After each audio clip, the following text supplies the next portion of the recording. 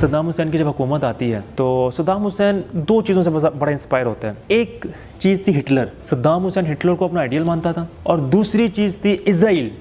मिस्र के अंदर general Abdul Nasser I think थे, उन्होंने जब इज़राइल की और अरब की आपस में लड़ाई हो रही थी तो पहली बार ये हार गए थे, 1972 के अंदर जीत गए थे। तो सद्दाम हुसैन ने कहा कि एक चीज़ है जो हमारे मुल्क को अच्छा कर सकती है, वो है आर्मी। अगर हम अपनी फ़ौज को ज़्यादा से ज़्यादा इंक्रीज़ करेंगे तो हम तरक्की करेंगे।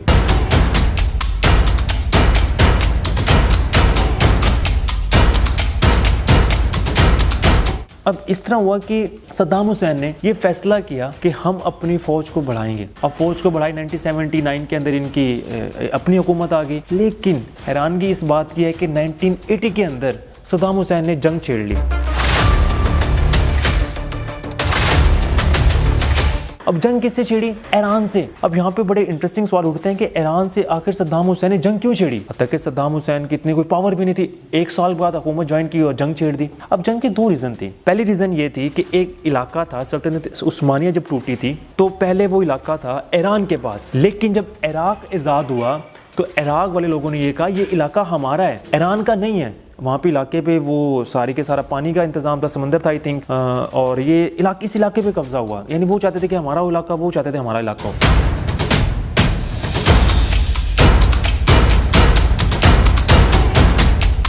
चलो ये तो हम बात मानते हैं, लेकिन जो दूसरी बड़ी इंटरेस्टिंग लड़ाई हुई वो बड़ी ख़तरनाक हुई लड़ाई। वो थी मज़हब के ऊपर, अहले तशी और सुन्नी। सद्दाम हुसैन था सुन्नी और ईरान का उस वक्त सदर था हज़रत इमाम खमीनी, वो था अहले तशी।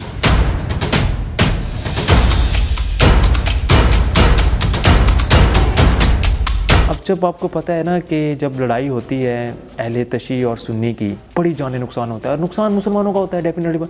इसका फ़ायदा किसने उठाया? फिर इसका फ़ायदा उठाया अमेरिका ने। अमेरिका ने क्या किया? ईरान को भी असला दिया अमेरिका ने, और अमेरिका ने इराक को भी असला दिया, और आपस में मुसलमानों की लड़ाई शुरू हो गई। अब मुसलमानों की जंग शुरू हुई और ये तकरीबन 8 साल तक जंग लगी रही। तारीखदान लिखते हैं कि जंग के अंदर जीता कौन? जीता तो कोई भी नहीं था, लेकिन हालात बताते थे कि सद्दाम हुसैन जीत गए थे जंग में। इराक ने ईरान को शिकस्त दे दी थी, लेकिन मुसलमान जब आपस में लड़ते हैं वो हार नहीं मानते, लड़ते रहे। और उसको फ़ायदा किसने उठाया? अमेरिका ने उठाया। ईरान ने सोचा कि किसी भी तरीके से हम लोग अमेरिका से बदला लें, लेकिन अमेरिका से बदला क्या लें? अमेरिका ने तो अपने दोनों मुसलमानों को आपस में लड़वा दिया। और जब आपस में लड़वाया, इस तरह हुआ कि कुछ साल के बाद सद्दाम हुसैन बड़ा दलेर हो गया। सद्दाम हुसैन ने इतना ज़्यादा असला इकट्ठा कर लिया, और सद्दाम हुसैन ने जो सबसे अच्छा काम किया, उसने बहुत अपने मुल्क को, सद्दाम हुसैन ने इराक को इतना ऊपर उठाया, आप सोच नहीं सकते। सद्दाम हुसैन ने अपने मुल्क के हर बच्चे को तालीम दिलवाई, सड़कों का निज़ाम, यानी जितनी भी चीज़ें बनाई वो सद्दाम हुसैन ने अपने मुल्क के अंदर बनवाई। अब सद्दाम हुसैन ने जब चीज़ें बनवाई, आर्मी को बिल्डअप किया, और सबसे इंटरेस्टिंग बात कि ईरानी तेल, उस वक्त तेल के ज़खायर शुरू हो गए। अब तेल के ज़खायर शुरू हुए तो 2 सालों के बाद, यानी 1988 तक ये जंग ईरान की और अमेरिका की ख़त्म होगी। और सुलह किसने करवाई? अमेरिका ने। पहले लड़वा के भी सुलह भी अमेरिका ने करवाई।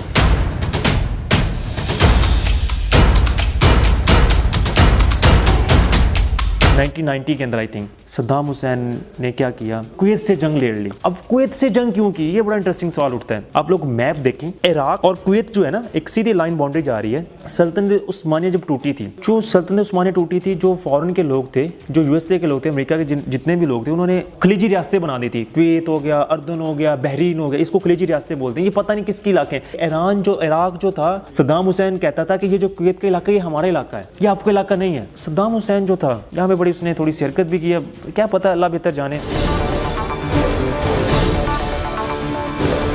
अब सद्दाम हुसैन ने दूसरी जो जंग की बड़ी वजह थी वो ये थी कि जब ईरान और इराक की लड़ाई हो रही थी तो सद्दाम हुसैन ने कुवैत से और सऊदी अरब से $80 मिलियन लिए थे। इस वजह से लिए थे कि किसी तरीके से हम लोग ईरान से जंग जीत जाएं। क्यों जंग जीते? वजह यह थी कि ईरान जो था वो अहले तशी का मुल्क था। सऊदी अरब को कहीं खतरा था कि कहीं यहाँ पे भी हमारे ऊपर हमला ना कर दे, इस वजह से आपस में लड़वाए और वो पैसा देते रहे। अब सद्दाम हुसैन के पास इतना ज्यादा पैसा नहीं था, उसने कहा कि हमें पैसा माफ करो, हमने तो जंग लड़ी है। लेकिन कुवैत नहीं मानता था। कुवैत कहता कि नहीं, हमारा पैसा तो हमने सिर्फ उनका मेरे ख्याल आई थिंक कोई $25 मिलियन जो माफ किया, उन्होंने कहा बाकी हमें सारे के सारा पैसा दो। अब बड़ी हैरानगी इस बात की हुई कि सद्दाम हुसैन को गुस्सा आ गया कि हमने तो जंग लड़ी है इनके कहने पे और ये हमसे पैसे मांग रहे हैं। तो सद्दाम हुसैन ने क्या किया कि उनको कहा कि अगर आप बाज नहीं होगे तो हम आपसे जंग लड़ेंगे।